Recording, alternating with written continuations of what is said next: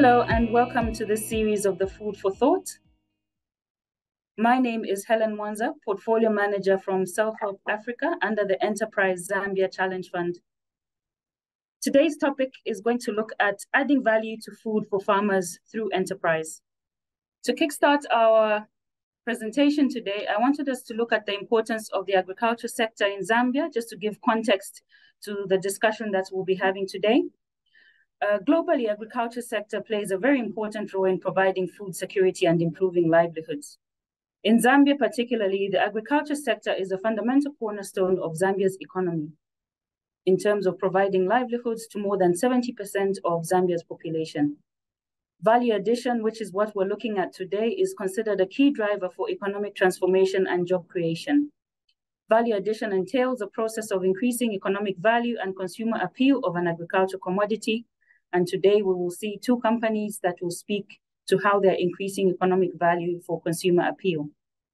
The value addition component also increases the share of the final market price as well as operating efficiencies for farmers. Farmers are able to produce more domestically competitive crops, such as the ones we'll see today, sunflower, soya, peanut butter, and it also increases dietary diversity. Therefore, value addition presents an opportunity for sustainable economic growth and poverty reduction. As I said earlier today, we're going to look at two case studies, one of Komako and one of Nokamo, that we have been working with under the Enterprise Zambia project. The Enterprise Zambia project is an EU-funded project that is supporting sustainable agribusiness development through increased participation of smallholder farmers in market-integrated and nutrition-sensitive value chains. It is also providing improved access to finance, services, inputs, and investment opportunities. Small-scale farmers are cardinal for food security, and a number of the agribusinesses that we're working with are actually working with smallholder farmers through our grower schemes. How then do we transform the agriculture sector into a more sustainable system that ensures prosperity for all? This is the opportunity that value addition through enterprise presents. We will now hear from the two companies which have been supported by Enterprise Zambia. The first one is Komako. With our support under Enterprise, Komako has increased their farmer engagement, supporting farmers to sustainably produce crops that can be processed and sold through its wide range, resulting in improved livelihoods. We will also hear from Nokamo, who with our support has expanded its sunflower outgrower scheme in order to secure sustainable supply of quality sunflower for processing its Muchinouta cooking oil brand.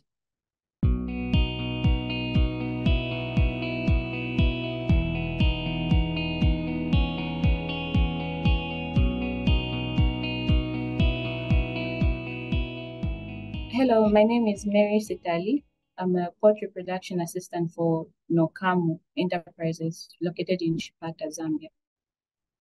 As Nokamo Enterprises, the EU grant has helped us satisfy the needs and wants of consumers and farmers through the goods and services that we produce. We as an enterprise make profits by adding value to the inputs, and the farmer makes profit either by buying certain products like Muchinouta cooking oil and day-old chicks from us, or us buying products from them like sunflower. Nokamo Enterprises has reached out to farmers through the outgrower schemes for sunflower and is currently supporting 840 small-scale farmers. Farmers are offered training and supervision through the farming period to ensure maximum yield. After harvest, we collect the agreed amount of sunflower and we buy the excess from them. And this is the sunflower that is used to make the Muchinouta cooking oil. We're adding value to sunflower from the farmers by crushing the sunflower to make the Muchinouta cooking oil. The sunflower cake is then used to make the feed for chickens. In the package for the outgrower scheme, we added the 2 kg of cowpeas for the farmers to enhance food security and because of its nutrition value. Farmers, especially women, get the fresh cowpea leaves and are trained on how to dry them for either sell or to generate income for themselves. So they are trained on how to preserve those leaves as vegetables to use for consumption throughout the year. That is added value on its own. The cowpeas is then harvested and the farmers keep it for themselves for consumption.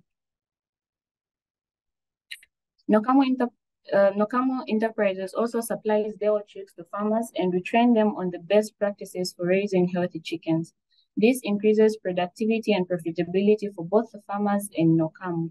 So by selling the day-old broiler chicks, we are adding value to the nutritional status of the community. Selling day-old chicks also adds value to the maize and other crops grown by farmers because chicks need a ration of feed to consume, to grow, and be sold by the farmers. So this feed is a mixture of different ingredients that includes number 3 from the maize, sunflower cake from the sunflower grain, soya meal from the beans, and a lot more. And all these are sourced from the farmers. So here with me is the cooking oil, the Mwanza cooking oil that we produce from the sunflower grown by the farmers through the outgrower scheme.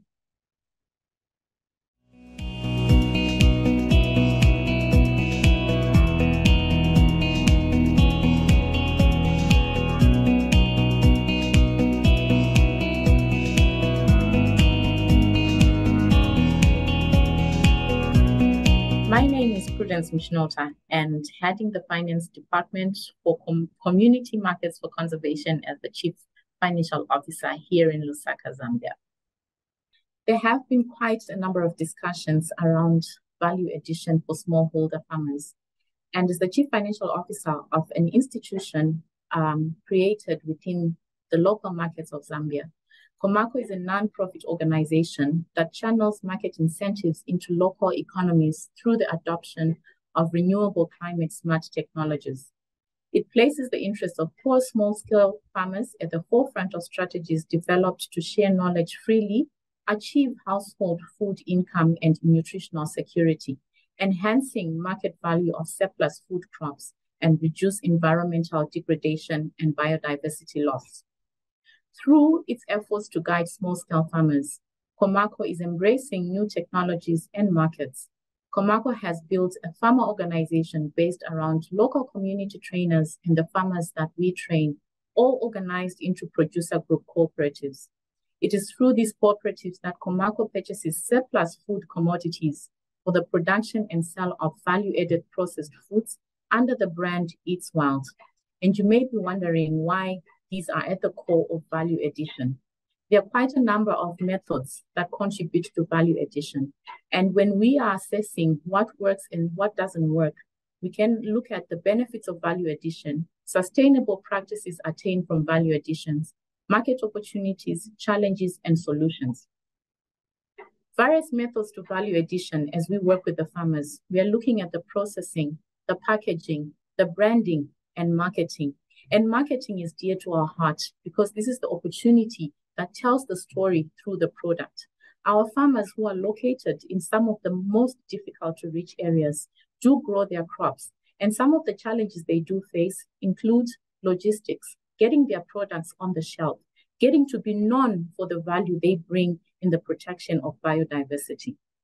Why we ventured into value addition? We find that through value adding to our products, we manage to attain better prices of the products or the produce that we get from the farmers.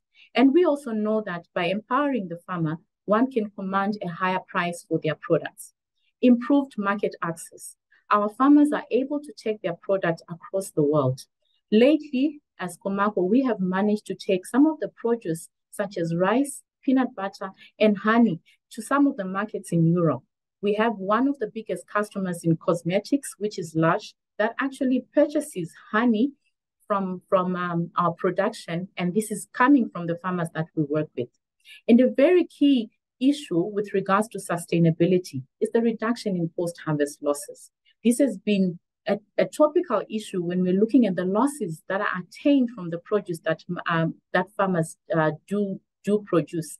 And coming up with value-added products, you're looking at how you can sustain a product with a longer life shelf, thereby minimizing post-harvest losses. I can't speak enough about connecting people from various parts of the world. No one would ever have known that there's a farmer in Chama who produces the most aromatic rice if it wasn't for value addition. We also speak of medicinal knowledge and products that come from our farmers. During COVID, I actually witnessed some of the products that came from Siavonga, ginger shots that were being produced by women farmers here in Zambia. Sustainable practices from value addition. There are different aspects, inclusive of organic farming, water management practices, and waste management. And all these are initiatives that come about with the efforts of value adding to the product and thereby giving it a premium price. And lastly, I can speak of market opportunities that come through value addition. Our smallholder farmers have the opportunity to create unique products which go to these markets. And importance to identify these target markets for our farmers is very key to our work. We have often see a lot of products that are coming from Africa into the various farmer markets in the US, in Europe, and this wouldn't have been possible if no value addition had actually been applied to this produce. Just to introduce you to some of the value-added products that have come about as a partnership we have had with the cooperatives. This is our Eats Wild peanut butter, which is produced from the groundnuts that we purchase from our farmers. And many of our farmers have adopted conservation agriculture, producing organic and natural groundnuts that provide us on the shelf with a nutritious, health and chemical-free product. Another interesting product is the Yummy Soy, which is a blend of soybeans and maize.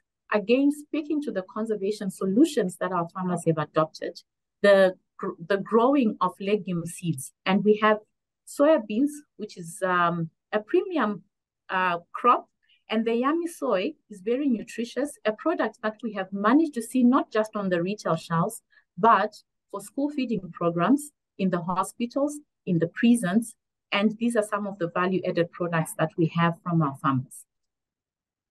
Value addition doesn't come without its challenges. We find that our farmers do experience challenges around poor access to improved seeds, low farm productivity on small disaggregated farm holdings, and lack of knowledge to implement value addition. Lastly, limited access to technology, infrastructure, and some of the market barriers. And institutions such as Komako do come in to partner with these farmer cooperatives and attain the best prices for our farmers.